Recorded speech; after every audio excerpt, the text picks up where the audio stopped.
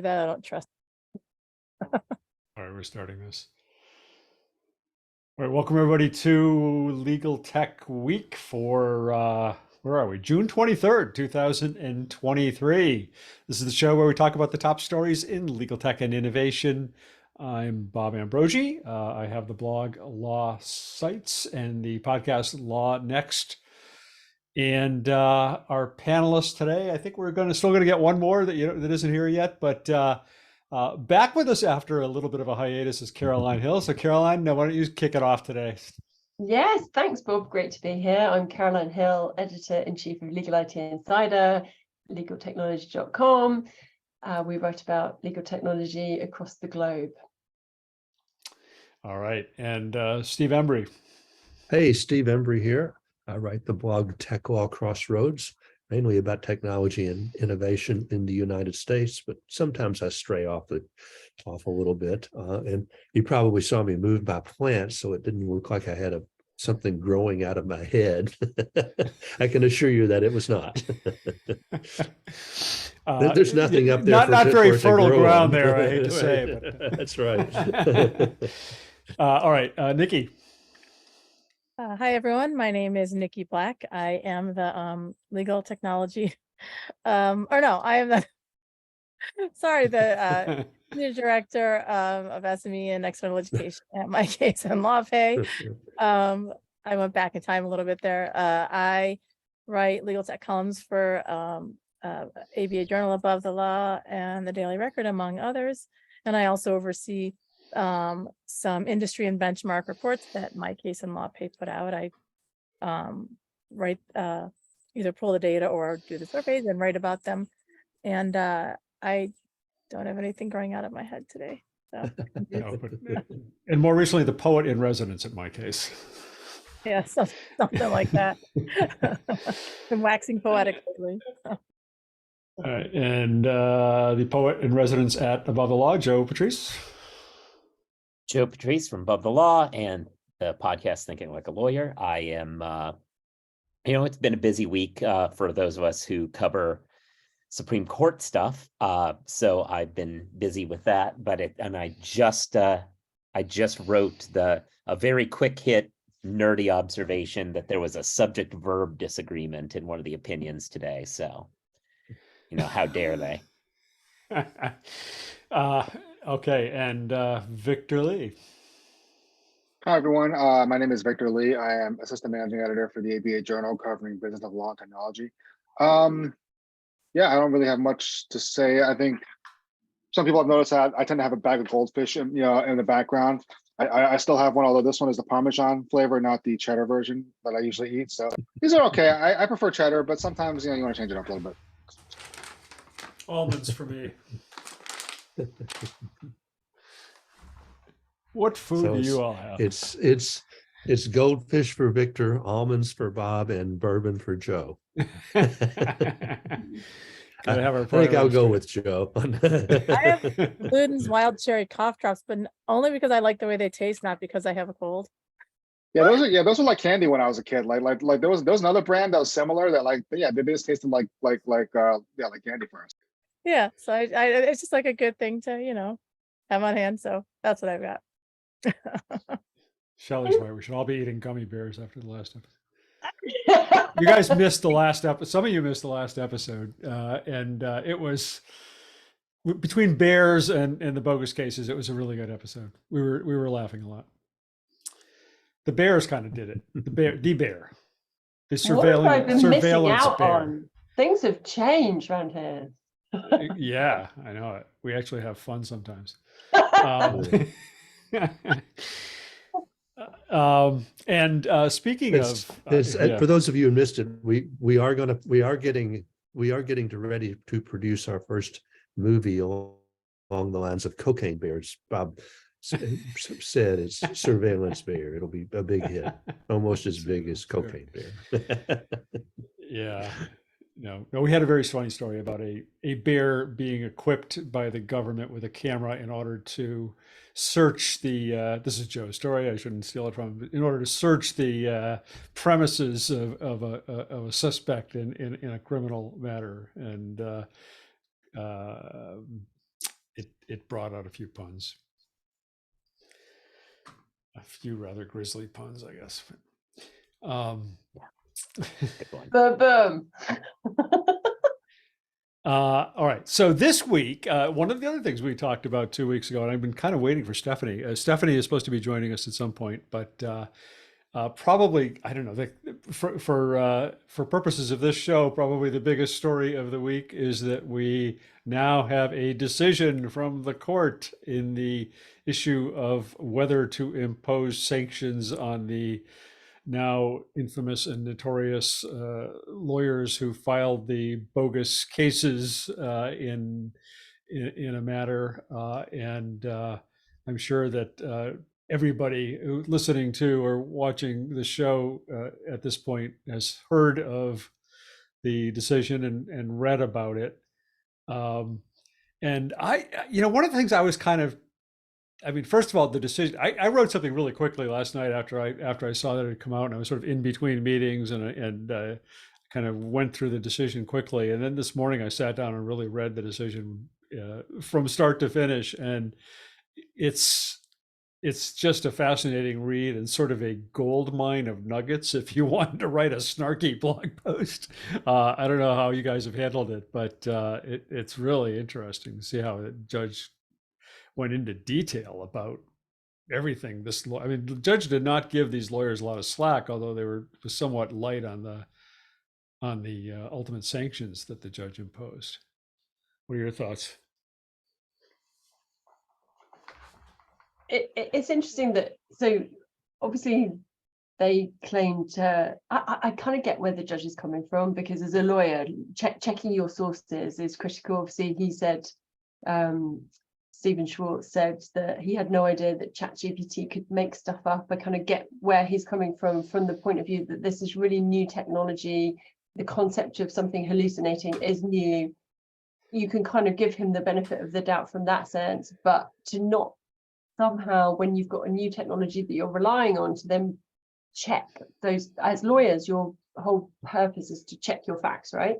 And to use sources that you can rely on. So it's interesting. He said the judge said he acted in bad faith, made conscious avoidance, false and misleading statements to the court. I don't know what anybody else thinks about that. Like, I can understand him, even if the lawyer didn't at the time think of it in those terms. I can understand why the judge came up with that conclusion. Yeah, I mean, Yeah. and it's kind of ironic, right? Because the whole reason why the bar is kind of stereotyped as like being people that don't like to rely on technology or being resistant to it is because they're worried about getting smacked down by a judge like this. Like, they're worried about, doing something that will then put their case at risk, put their clients' well-being at risk or whatever. And so, it's kind of funny, right? Because, like, if you had done this in law school, you probably would have gotten thrown out, or you would have gotten some kind of trouble for violating some honor code or whatever. So the fact that they did this, when I first had bad faith, I always just kind of like, recoil a little bit just by reflex, because it's just something that's just such a serious thing to throw around. But you kind of think about it, you're like, well, yeah, I guess it is kind of bad faith, right? That they relied on this without even bothering to check. Yeah, I sort of looked at it in terms of comment 8 to our competency rules, and it fits right into the concept of the ethical duty to not only understand the benefits, which he apparently semi-grasps the benefits, but you'd also need to understand the risks, and that is really an ethical duty. So I didn't have any problem with the judge hitting them pretty hard, because I thought it fell square within the purpose of that rule. That is often, people sort of say, oh, I don't understand the meaning. What's that all mean? Well, here's the prime example of what it means and what it should mean, how you should approach it. Because sourcing is everything, right? Like, we get taught this in law school. We get check your facts, check your sources, double check your sources. Look, and particularly, I don't know whether we don't know whether it was deliberately misleading, but I've written about this case.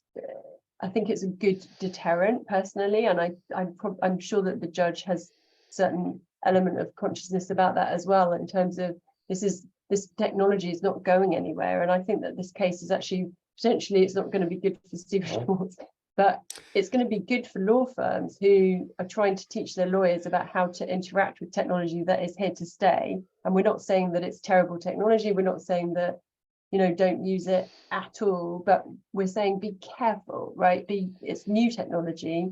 We're not saying be a Luddite, but we're saying, you know, be respectful of the fact that it's new, you don't understand it, and check your facts. That's what your job is. Yeah, I think this was deliberate. I think that's kind of what the judge said. There's been this kind of pushback on Twitter this morning. There was a tweet by Zach Abramowitz that a lot of others have responded to, where he said, am I the only one who feels bad for a lawyer who made a dumb mistake with some new tech and now needs to get publicly shamed and sanctioned? And you know, some other people saying that they shouldn't be, you know, this poor guy shouldn't be getting, you know, there but for the grace of God go I kind of theory here. But this is not that situation. This guy, these guys were somebody who the judge, their opposing counsel said, look, these aren't real cases. The judge said, look, these don't look like real cases. And they went back and didn't check. They still didn't check. Instead, they went back to ChatGPT. And then, and the judge even says this repeatedly in his decision. He said, if they had just cited bogus cases, and then when it was pointed out, corrected it and fixed it, that would have been one thing. But they persisted in standing, as he said, they continued to stand by the fake opinions after judicial orders called their existence into question. And he also, in the decision, he finds that at least one of the lawyers basically explicitly lied to the court. I mean, he says Right. that. You know, Well, this it is got- not just. Go ahead. What I keep getting back to is I think it's wrong to say that this is some lawyers who messed around with new tech and screwed up, because this was the theme of a couple of weeks ago when we talked about this, but this was not a mistake based on new tech. It was new tech being involved in a very old mistake. This is no different than if they'd printed out a bunch of legit cases that had been red flagged and they failed to note that they were red flagged, right? Like it's the same sort of failure to check and all. And the only level of it that is kind of new tech is that point that you were just making, Bob, is the question, did these guys double down on fake cases, or did these guys really not understand that ChatGPT was lying to them? And when a judge and the opposing counsel said these cases don't exist, did they go, hey, ChatGPT, do they exist? And it said, sure they do, because that's what it does.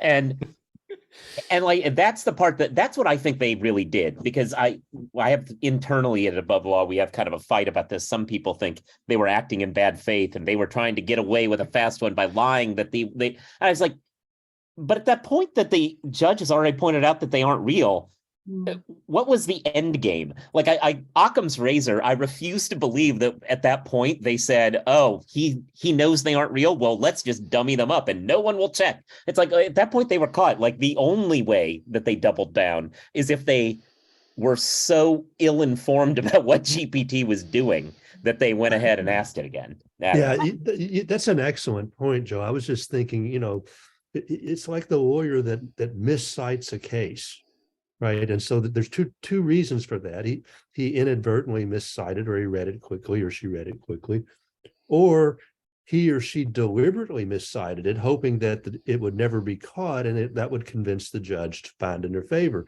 And I start to get the sense that what these guys were doing was just like the latter. You know, they didn't go check because they were hoping the judge would believe what they were saying and find in their favor based on these cases that didn't exist. It is a lot of bad faith involved in it. I mean, you know, if you're caught misciting a case and say, well, yeah, you know, Your Honor, I read it hurriedly, my law clerk found that for me, and you know, maybe I missed that part, but here's another case. But then to have it, that's the part that rubs me, is when it's pointed out to you and you still.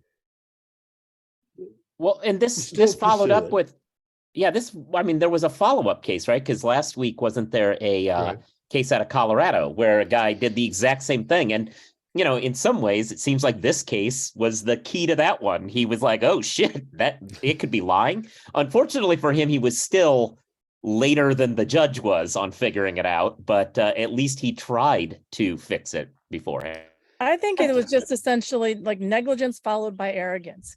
That and initially it was just negligent research and writing, and then it was followed by arrogance and digging your heels in and getting competitive. I'm not wrong. I can never be wrong. And let me prove why I'm not wrong, rather than actually saying, was I wrong? And like being curious about what they're saying. And it also just harkens back for me to when I started writing and speaking about social media, in 2006 for lawyers.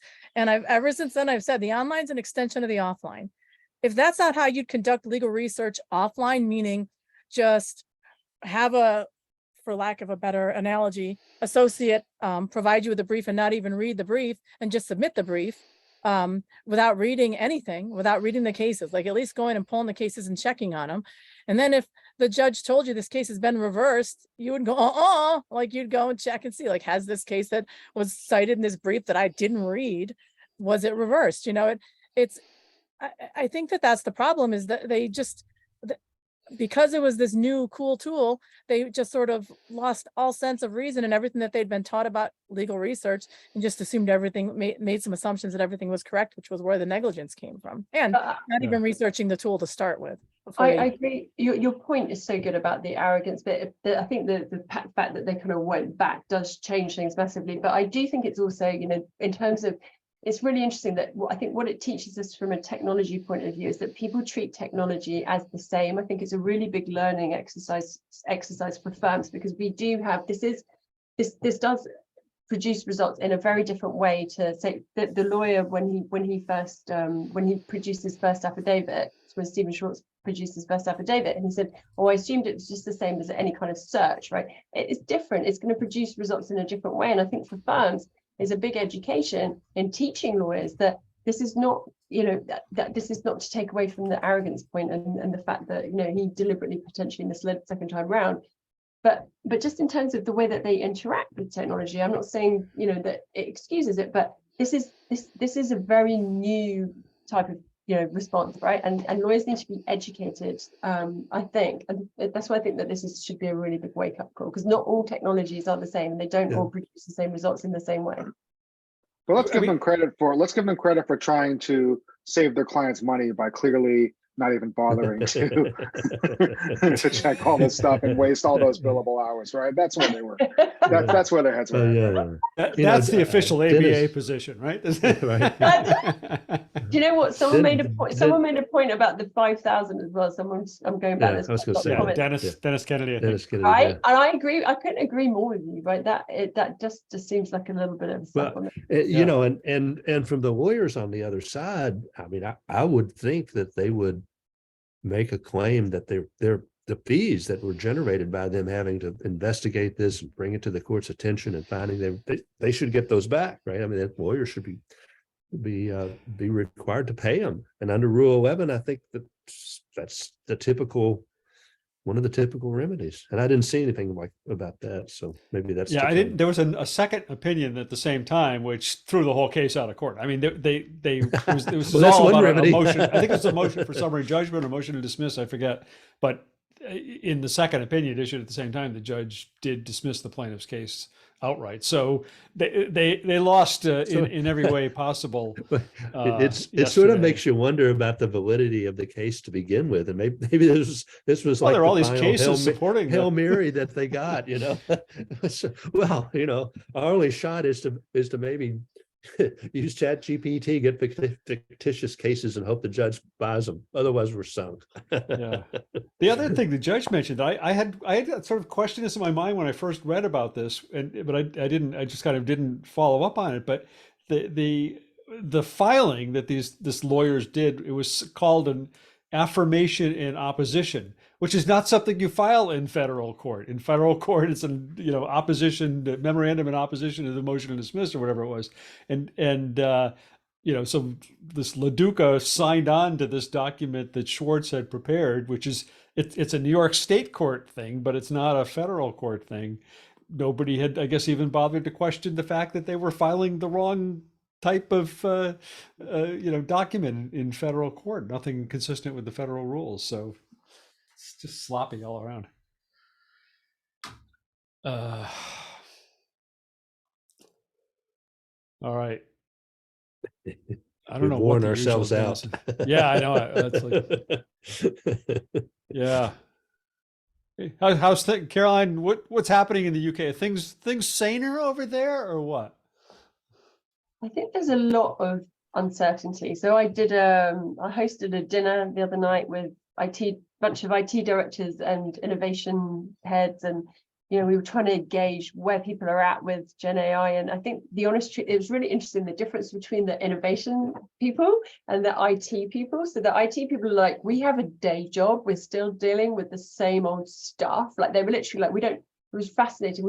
We don't have time for this. And then the innovation people. So one of the innovation people that we had there was the head of innovation at Addleshaw Goddard, which is a UK top 50 law firm, and I actually wrote about what they're doing, because they're taking this really bullish approach, right? So they've got this new Gen AI committee with that high level. They've got all their, quite a lot of their senior execs involved, and they are pushing ahead with 5 either POCs or trials, call it what you will. So some are POCs, some are trials, and it does mean different things, but they are proof of concepts, mean they are actually moving ahead in some kind of meaningful way with a view to actually rolling it out. And they are across drafting, contractual review, a bunch of different areas, legal research, and not some of the players that you would expect, although we haven't named anybody. And they have got 140 lawyers from across the firm involved voluntarily. They asked who wants to be involved in trialing some of the new technology, and they've had a massive uptake. And Kerry Westland, who is the head of innovation at Addleshaw Goddard, so she's never in her career experienced the level of engagement from people, and we've seen this, right? So everybody wants to be involved, or everyone wants to know what they're doing, and they're taking a really bullish approach to it. And she said, and this is on the record in my article, I'll post the link actually, she said that they are taking active, they're engaged with their clients, they're making sensible choices, and they're looking at risks the whole time. But she said the risk profile of these companies is not what necessarily it would normally be. But she feels like if they don't engage now and very actively, then they will fall behind. And it's really fascinating to see where people sit on that curve, whether they want to be like, we need to be ahead, or whether they're like, I've heard another the head of legal operations at a bank was like, this is a race I'm prepared to lose. So that's kind of fascinating for me in terms of people's attitudes and appetites. Well, and it's an example perhaps of what firms should be doing, and that taking a more kind of deliberative approach to this technology and looking at what it can do and testing it, and rather than just throwing it in your brief or whatever. Yeah. So I think it's interesting. You have conversation when you have these various conversations with various people in the legal tech world about generative AI. There's sort of the striking difference between people who are just jumping on it and people who are thinking about it. Yeah. And it's definitely technology that you need to be thinking about and developing and deploying in a thoughtful way.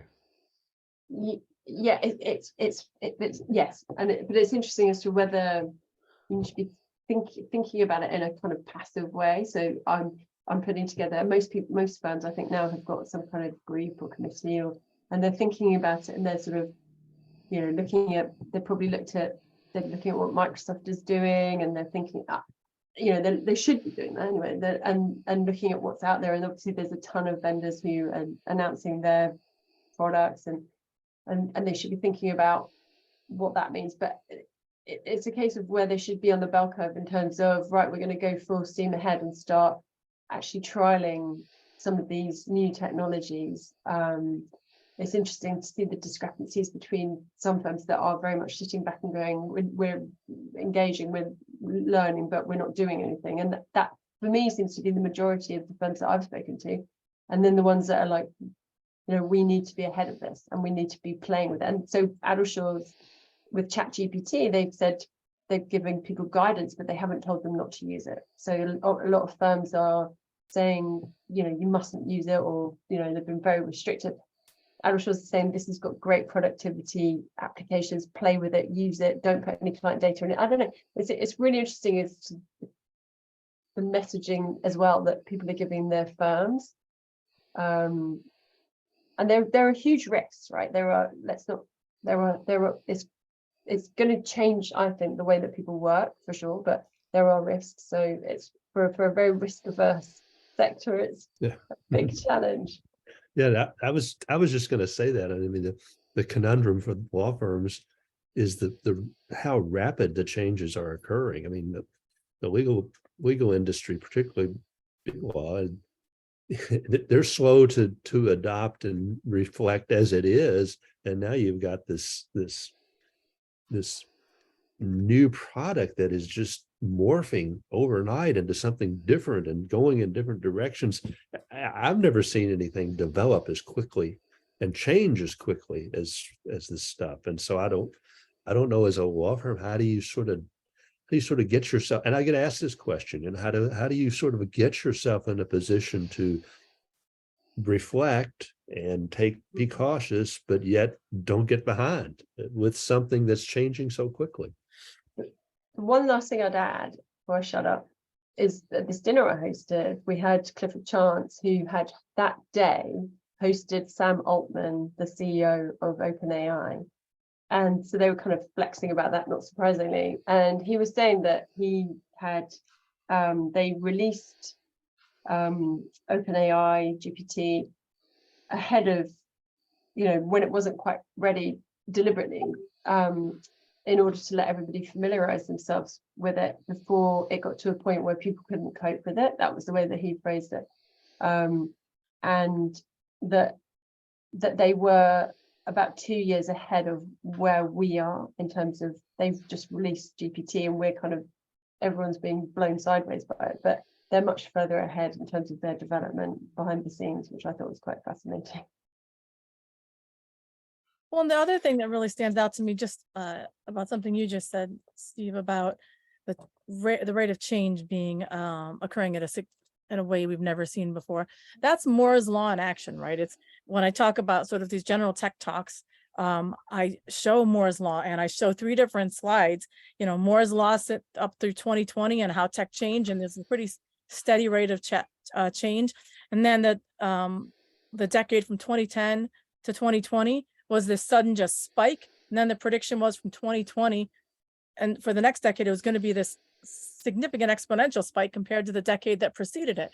And that's why we've all been telling lawyers, you've got to be on top of tech. You've got to be on top of this change. I know it's changing fast, but you can't keep your head in the sand. I can almost bet that every single one of us has used that expression in an article or a blog post, like get your head out of the sand, because it's coming. This tech change, this exponential tech change is about to happen. We swear to God, it's coming, and no one listens. And so now they're like, I don't know, what do we do? And it's because no one listened. And it's like, you beat on the drum of change and it's just sort of falling on deaf ears. And suddenly when it's game over and it's like, either you're in the middle and keeping up or else you're gone, you're out of luck. And I think that's where a lot of large law firms and lawyers are. For years, whenever I wrote about tech competence, I always illustrated it with a picture of a man in a suit bent over with his head in the sand. Yeah, I was struck by what Carolyn said about how they rushed to get it out first before, because I mean, there's always an advantage to being the first one, right? Because then you associate, how many people just refer to all these language models as ChatGPT as opposed to, more technical terms or differentiating it with other companies or whatnot. So it's like everyone it's kind of how everyone calls like facial tissue Kleenex, or everyone calls, so it's kind of like, yeah, there is an advantage to being first. There is an advantage to, being out there ahead of everyone else. But I mean, but also, yeah, they have to make sure the product is good, because otherwise if they come out and they're, the product is terrible. And I mean, we've seen some problems with it, but overall it's like, it was a huge leap from previous capabilities. Otherwise, they would have just, for lack of a better term, screwed the pooch for everybody else then. And after we were done talking about the bogus cases story, I actually, Niki, meant to turn to you because you kind of wrote something this week on how not to be that bogus cases lawyer. Well, I was going to suggest that as a segue, but you're the host, so I figured you'd get around to it. I just spaced out. What can I say? Honestly, the main reason I wrote the article, which was for Above the Law, and the title of the article is repeat. I repeat, do not use ChatGPT for legal research. The primary reason I wrote that article was honestly just to put create an internet breadcrumb. So when lawyers are like, Google, can I use ChatGPT for legal research? That would be a headline, rather, because we all say it, but it's usually like buried in our articles because the article's about something else, right? Yeah, you shouldn't have put it in Above the Law because we know it doesn't train on Above the Law. You want to put it somewhere like Bob's site. So when you type it in, ChatGPT says, I shouldn't be used for legal research. See? Good point. I wasn't strategic enough, but it still is false. It definitely has Google rankings. Might think it was more Google than ChatGPT, but no, 100%. I was not strategic in my article where I placed that article for that reason. But I just wanted to create an internet breadcrumb that would, more than anything else, just stop lawyers from using it from that purpose. But then I also tried to explain you can use it for other things, but you still have to review everything that is output, which we all have said over and over again, right, in all of our articles. So that was my primary goal in writing that. And there's not a lot to say. We've already talked about it so much in terms of not using it for legal research. But I did find a article this morning that I thought was interesting that I didn't write from SLAW that I thought was really interesting because I think that it's a law professor who is approaching using AI in law school in a way that makes sense, that also is tangentially related to legal research. And what she talks about is using it for legal citation, like teaching legal citation with ChatGPT, so that the students can understand the limitations and the benefits of using ChatGPT for certain things, and also the art of the prompt, and how in order to actually be able to check citations to ensure that they're accurately formatted, you need to first train the AI as you're interacting with it to let it know what you expect and what it's supposed to do, and also understand the information it needs you to provide it in order to provide you with an accurate output. And so I thought it was just a really interesting article because it was it really for two reasons. It incorporated how using it and not just having a knee-jerk reaction, helping the law students understand the pluses and the minuses, and helping them understand how to use it effectively. So I thought it was interesting and notable for any number of reasons and worth a read. Yeah, it was interesting. I sat in on I think it was a Thomson Reuters webinar a week or two ago, and one of the explanations was given, I had not heard this, but I've told it to people and they said they've heard it, is that the ChatGPT really is not trained to be accurate. It's trained to be plausible, to say something plausible. When you think of, and when you think about how it works, predicting words and phrases, that makes a lot of sense. And so I was given a presentation yesterday and somebody raised their hand and said, well, why does ChatGPT lie to us? And I said, well, it's not really lying. It's incapable of lying. It's just not accurate. So that's its story, and it's sticking with it. Once you think about it in that way, understanding the use cases for it, particularly in legal, gets easier, I think. Yeah. By the way, just kind of an aside, but knowing that Dan O'Day is in the audience and a regular here, I just wanted to flag the fact that his company ECFX had a $7 million raise this week. No, not small change. And so congratulations to Dan and everybody on his team. And I mean, this whole sort of area of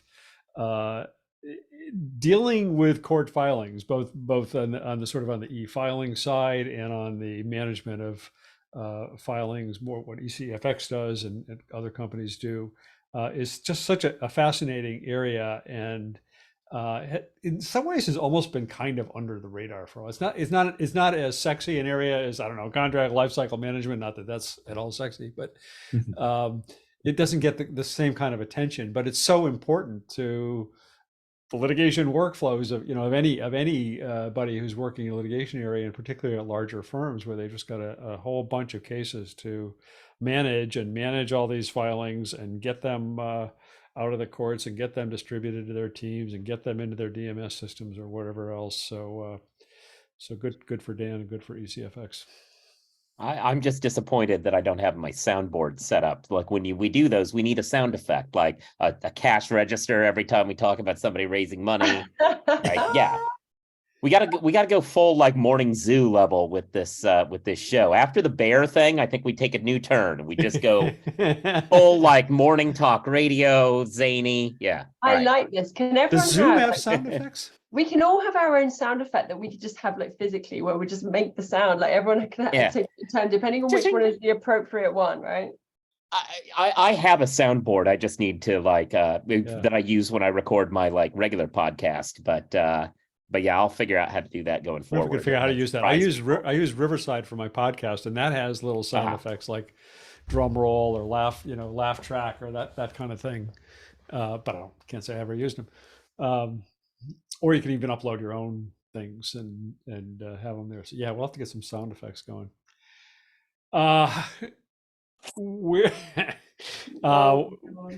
What else do we want to talk about? Steve, you had a really interesting article about the whole remote work thing that I also saw some chatter about on social media. But why don't you talk about that?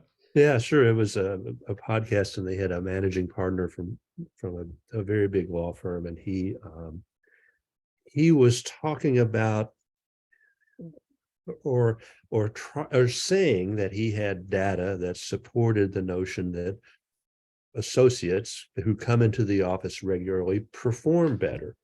And he went on to say, and they really need to be in the city to come to office, because then they go out to lunch and they'll bump into clients and bump into other lawyers who can refer stuff to them. And so I sort of was like, but then at the conclusion of these opinions, he said, we've just told our associates that those are the facts, and they just better damn well handle the truth. And I thought, oh, wait a minute. I understand where you were coming from, but when you say that, is sort of like classic law firm speak for we're the partners and you're not. And so I started questioning what he had found. And the first thing I thought about was, okay, he has data that supports the idea that lawyers who come into the office do better. Who did he ask? If you ask a bunch of old partners who sit around in the office and come to work every day, if that's the case, well, yeah, of course they're going to say you perform better if you're at the office. I'm at the office and I'm a good performer. So that's the first question that you ask. And then, it's the second question is, what does it mean when he says they do better? Do better, like how? How do they do better? What are they doing that's better? What is the criteria for saying they do better? It's the practice of law is subjective enough. If you don't have firm criteria to assess that, you end up sort of with conscious or unconscious bias. Somebody that looks like me and talks like me and went to the same school I went to, got to be a better lawyer. They perform better. And so that's a question. And it also was guilty of the logical fallacy that, if this happens, therefore it must cause this. And there could be any number of reasons that if lawyers who come to the office perform better than those who don't, maybe it's because they're more sensitive to their clients, not because they come to the office, but because they have other skills. And so it made me sort of think, okay, let's talk about handling the truth here. The truth of the matter is, if you want people to perform better, teach them the skills that they need, define what perform better means, have objective criteria, and set about teaching them the skills to perform better so that everybody can have that opportunity. And let's face facts. I mean, the typically the lawyers who can go to the office every day are generally and unfortunately white males, because they don't shoulder as much of the burden of childcare and for various and sundry reasons. And so we're depriving a whole nother group of learning these skills and training them to make them better lawyers.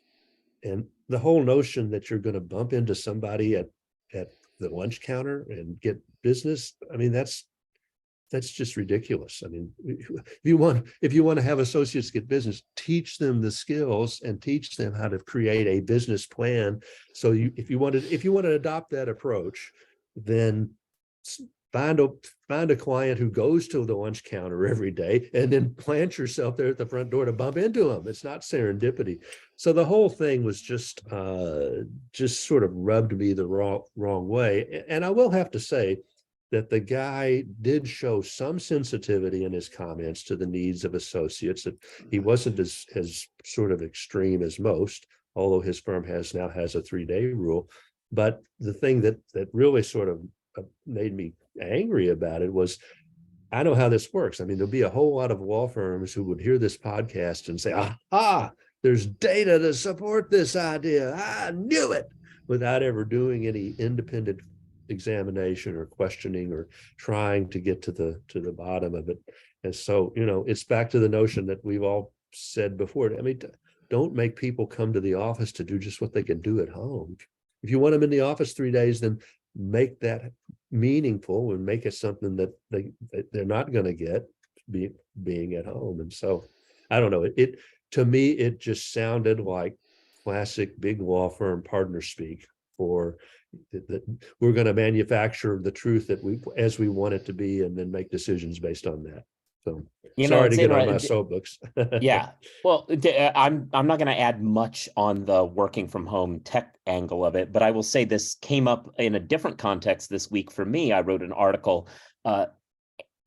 Stephanie's not here. Anyway, law.com put out this nonsense where they asked. I really feel like I'm toying with creating a new Twitter account that's like law.com pitch bot, and it's like, do associates not coming into the office cause puppies to die? These partners say yes, because they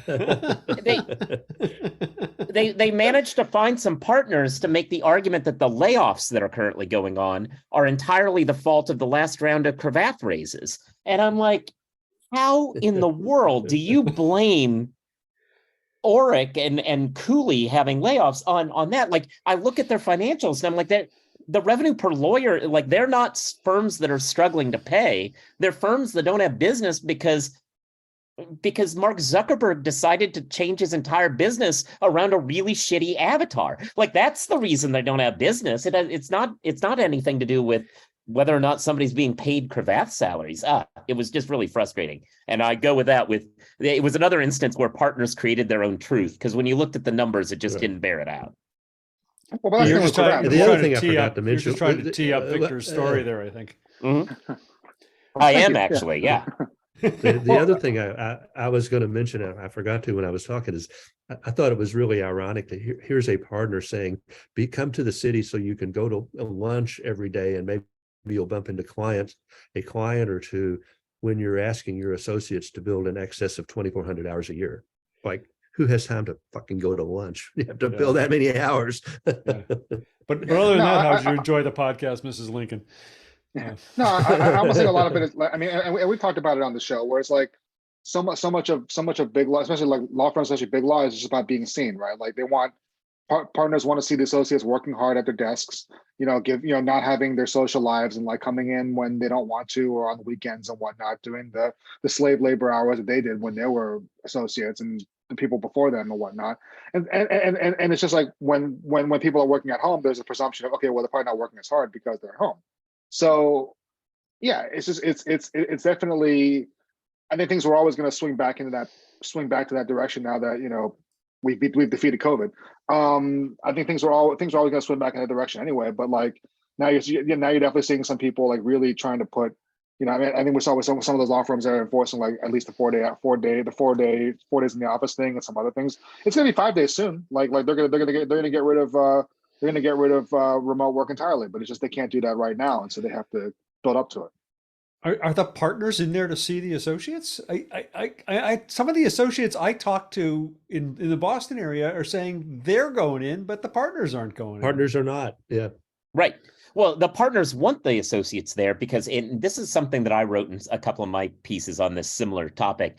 And I got some feedback from anonymous partners that were like, yeah, you're right. These partners who want everyone back in the office, it's not that they want to be in the office. It's that when they are in the office, they don't want to be alone. They want their friends. They're spending good money to have friends in the office. And by friends, I mean sycophants. But the point is they want those people in the office fawning over them. And they paid good money for it. And that's what they want. They don't want to walk in, even though they don't go in every day. They don't want to walk in some random day and not have a bunch of people there. Okay, I want to play devil's advocate, right? And this is not to take away from Steve's Oh, point. fuck. Now we bring her back in. I know, finally. right? Look what happens. But the thing is, I take Steve, your point about diversity, and is a good one. And I'm not saying, that things should go back to the way they were, or that people should have to be in the whole time. But I do take slight umbrage with the thought that working from home is, in very many senses, just as good, right? Because when you're with people and when you're face to face, I feel like, okay, we write about tech, I should not be saying this because we should be. I mean, it's very complex, because I think one of the challenges that law firms are facing in terms of why they can't manage it is because we got to a certain point where they thought they had great tech in place, but actually many of them don't have proper resource management. Many of them don't have true visibility. There's many reasons why it doesn't work from a tech perspective, which are pretty inexcusable. But and actually the UK, we are trailing the US on that front. We don't really do resource management, which is pretty surprising. But I think that being faced, given all of the allowances that Steve mentioned, given that not everybody should have to come in, or not all the time, I think we work better in person. I just think we do. When I see people at conferences, when I see you guys at ILTA, when we get together in person, I think we work in a different way. I love teams. It involves alcohol. I don't disagree with you at all about that. We shouldn't forget that we're people and we thrive on human contact, and I don't think that we should completely belittle. I agree with you. Make it a very absolutely agree with you. I mean, but the difference is there are things that each of us do better by ourselves. I mean, when I sit down and write a blog post, I can't write a blog post here talking to you guys. I really enjoy talking to you guys, and so what's missing in the equation, and Joe said this many times, is what most people need is flexibility. Yeah. And so when you start saying all lawyers back in the office 3-4 days a week, it gets at the flexibility. And not only that, it sort of says all lawyers and all practice groups are the same, and that is not the case. If you're in a litigation practice group and you have a huge case going on, then you need to brainstorm with people from time to time. Other times you need to be at home preparing for a deposition that may be the next day, and you'll do that better with peace and quiet. And so the whole notion that, by God, everybody's going to be here on these days, that's what I find objectionable. And the fact that we don't care, we're going to make you come in, and we don't really care what you do when you're here. You're just going to have to be here. I mean, that if you want people to come in, have them come in to do the things that we do the best in person with other people. And that's where the visibility comes in. And that's where the fact that they're still crap at managing, seeing who does what, a lot of them, some of them better than others, but that's because they've gone back to that safe place, right? That place of, we don't know what you're doing unless you're here, which is just, that bit is inexcusable, right? Like there's plenty of options in terms of different tech now, and this is a growing area to be able to have visibility of who's doing what, and being comfortable, managing who is where, and that I think that's the area that they should be investing in. One of the most.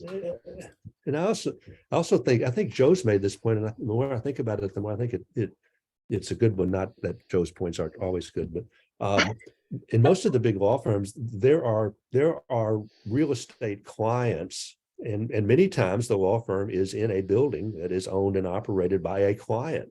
And those people they want people in the office for a whole lot of reasons, not the least of which they're going to have lease renegotiations coming up, and you start taking less space, they make less money. So I think there could very well be some subtle business pressures that are going on, maybe not so subtle, that's driving some of this. You made the point Dennis Kennedy just made exactly this. It's a great point. It's about office leases a lot of the time. Yeah. So Victor, did you want to elaborate? You had a couple of stories this week on kind of as you put it, what's going on at BigLaw, and this is part of what's going on at BigLaw, I guess, but there's more to the story.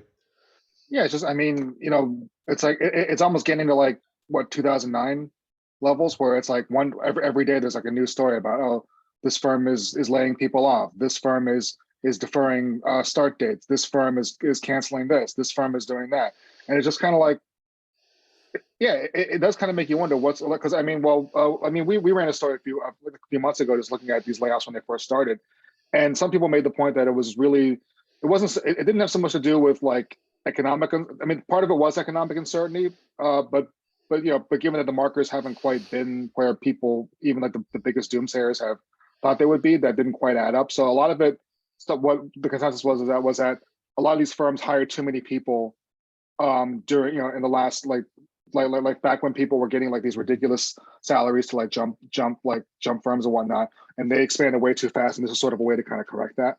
But yeah, it's getting pretty gnarly out there. I mean, it's not quite at Great Recession levels, but I mean, it's never good when you see like all these firms one after another, either laying people off, streamlining, or getting rid of support staff, or delaying start times and that kind of stuff. It's never a good thing to see that, and it does make you wonder if it's just like, yeah, how much of it is just follow the leader mentality that we always see with BigLaw, and how much of it is that they really are concerned and think that something else is coming that might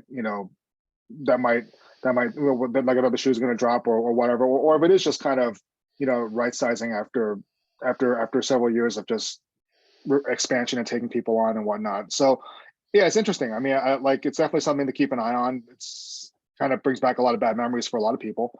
And yeah, it's just something that, yeah, I think it'll be, as we see more of it, like I'm sure this is there'll be plenty of other firms that'll do it next week. So, I mean, we might even be able to start a segment on this show about like what firms laid off people this week.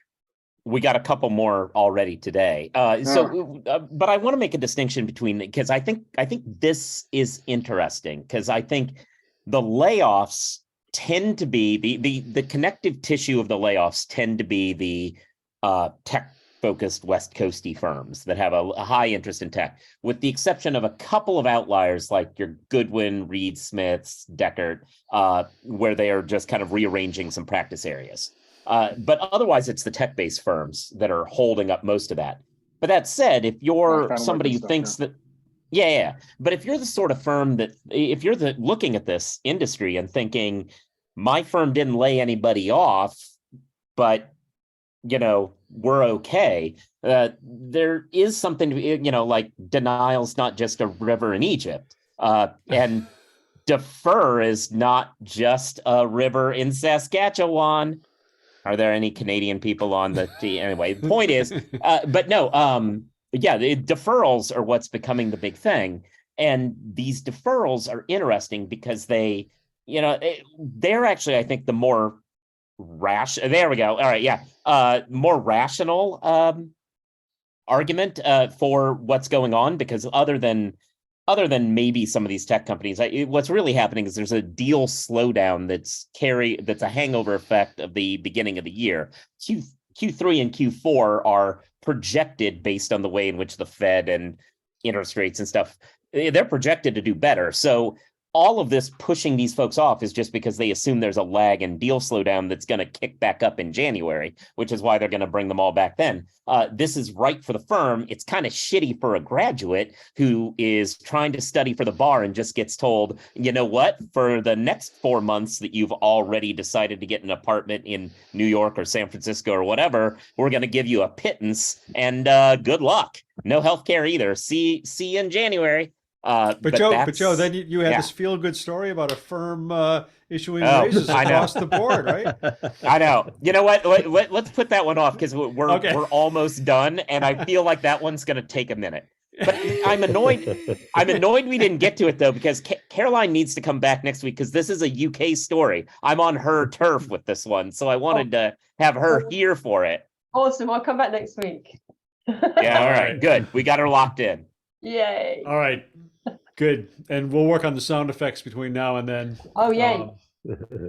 Put Joe in charge of that.